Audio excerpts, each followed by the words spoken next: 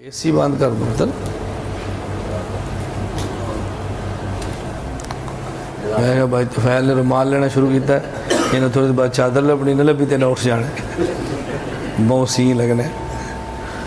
اب میری بات سمجھیں، ہمارے ایک بیماری ہے، شاید یہاں بھی ہو، پاکستان میں ایک بیماری کیا ہے، اب یہ کم ہو گئی ہے، علم پھیل رہا ہے، علماء سے جڑ رہے ہیں اور بیماری کم ہو رہی۔ پہلے یہ تھا کہ جب کسی بچے کا نام رکھنا ہو، پہلے بیماری یہ تھی، جب کسی بچے کا نام رکھنا ہو کہتے ہیں قرآن کھولو، آنکھیں بند کرو اور ایسے لفظ لو، جس لفظ پہ انگلی آ گئی وہ اپنے بچے اور بچی کا نام رکھ دو۔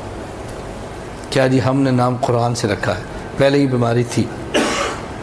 ہمارے پاکستان کے بہت بڑے مفتی تھے، مفتی رشید احمد رحمۃ اللہ، مفتی اعظم پاکستان، مفتی رفیع عثمانی صاحب، مفتی تقی عثمانی صاحب، ان کے بھی استاذ تھے۔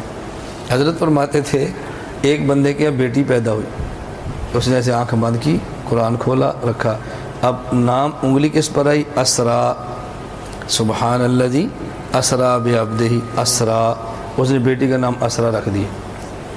حضرت نے پوچھا کہ تو نے اسرا نام تو رکھ دی ہے، اس نے ہمیشہ بچی رہنا ہے، اس نے بڑا بھی ہونا ہے؟ کہا جی بڑا بھی ہونا ہے۔ فرمایا اس کو عربی سمجھ بھی آئے گی یا نہیں؟ کہا جی آئے گی۔ تو کہا اسرا کا ترجمہ تو کر کے آئے۔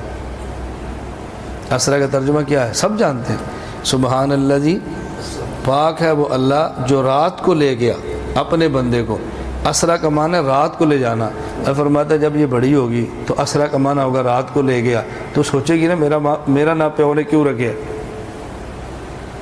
اے فرماتے سوچے گی نا میرا نام کیوں رکھا ہے؟ بھئی جب نام رکھتے ہو تو یہ تو دیکھو نام رکھنا کیا ہے۔ اب اگر آپ نے انگلی رکھی اور نیچے آ گیا فرعون تو پتر دنا کی رکھو گے؟ کی رکھو گے؟ نیچے آ گیا کلب ہو، کتا، تو نام کیا رکھو؟ پھر یہ رکھ دو گے؟ پہلے یہ بیماری تھی، اب یہ بیماری ختم ہو گئی ہے، اب نئی بیماری آئی ہے، اور یہ نئی بیماری ہانگ کانگ میں بھی ہے، پاکستان میں بھی ہے۔ نئی بیماری کیا ہے؟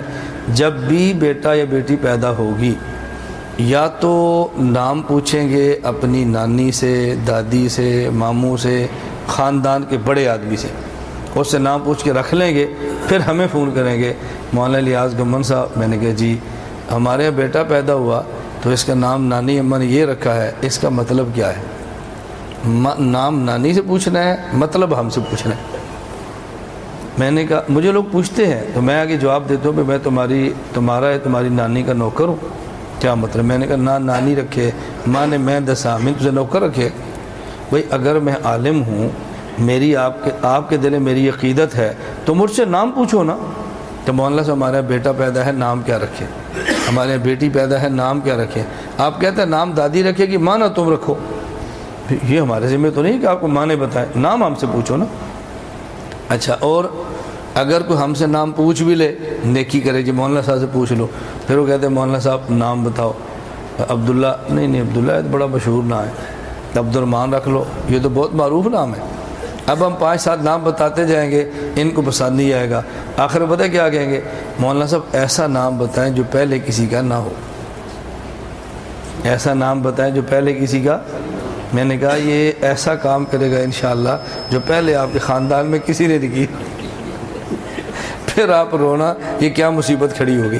اللہ کے نبی صلی اللہ علیہ وسلم فرماتے ہیں کہ نام کا بندے کی ذات پہ اثر ہوتا ہے۔ حضور پاک نام بدلتے تھے۔ حضرت علی کا بیٹا پیدا ہوا تو آپ نے پوچھا علی نام کیا رکھا ہے؟ انہوں نے کہا جی حرب۔ فرمایا کاٹ دو، حسن رکھو، حرب کا معنی جنگ ہے، لڑاکا نہ بناؤ، صلح والا بناؤ۔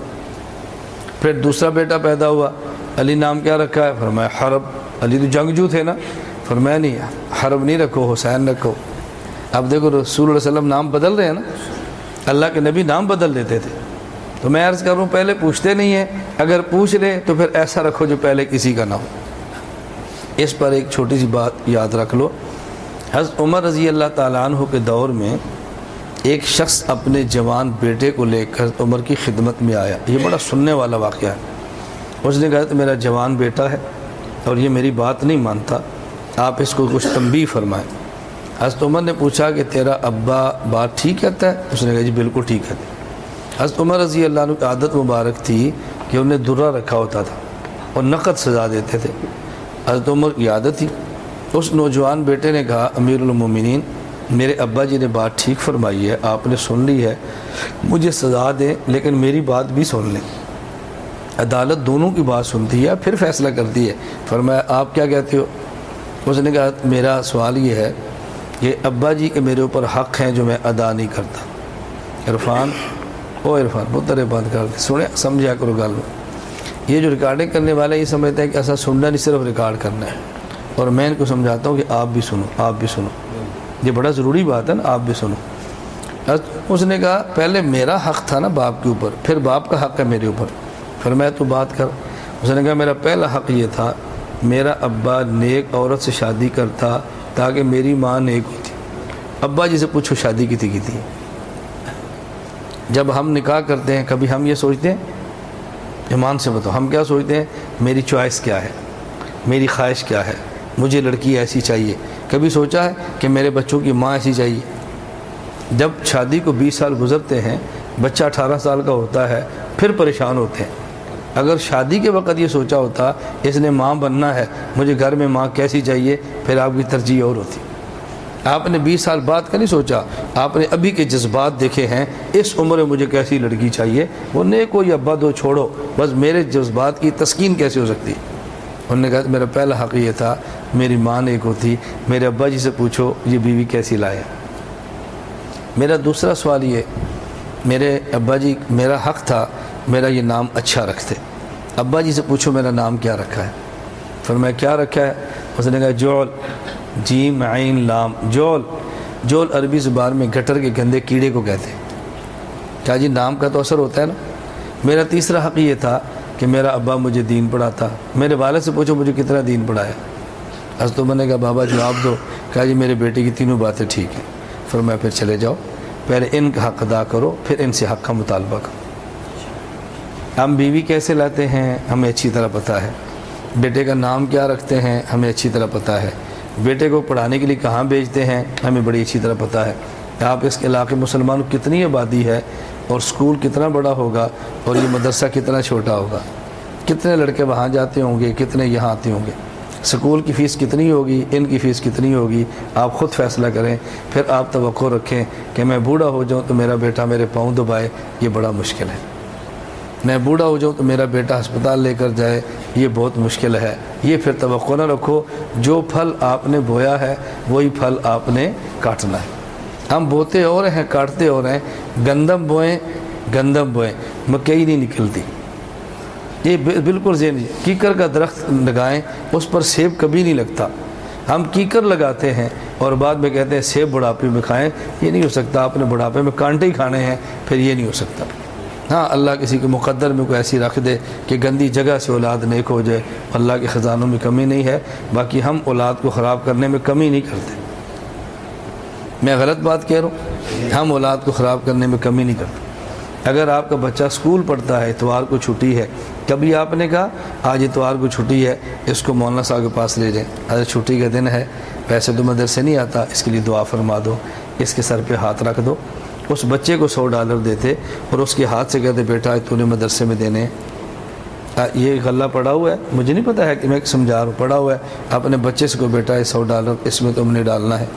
آپ اپنے بچے کو اسکول کی خرچی دیتے ہو، اگر بچے کو اس کا پابند کر دو یہ روزانہ $10 میں دوں گا اور یہ مدرسے کے غلے میں ڈالتا رہے، یہ بچہ جب ملازم بنے گا نا اس کا ذہن بنے گا غلے میں کچھ ڈالنا ہے، بنے گا یا نہیں؟ اس کا ذہن بنے گا میں نے غلے میں ڈالنا ہے، میں نے مدرسے کو آباد رکھنا ہے، مسجد پہ میرے اوپر حق ہے۔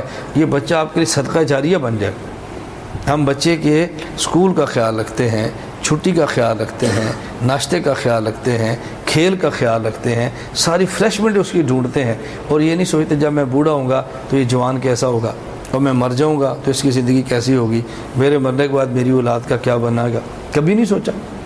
بس ہم یہی سوچتے ہیں میں مر گیا میرے بچوں کا کیا بنے گا، کبھی یہ سوچ لیا جب یہ مر گیا تو اس کا کیا بنے گا۔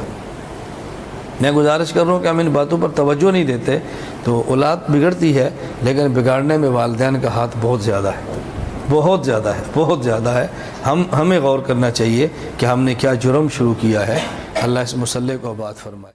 لا الہ الا اللہ، لا الہ الا اللہ، لا الہ الا اللہ، ما لنا رب سوا، لا الہ إلا الله لا إله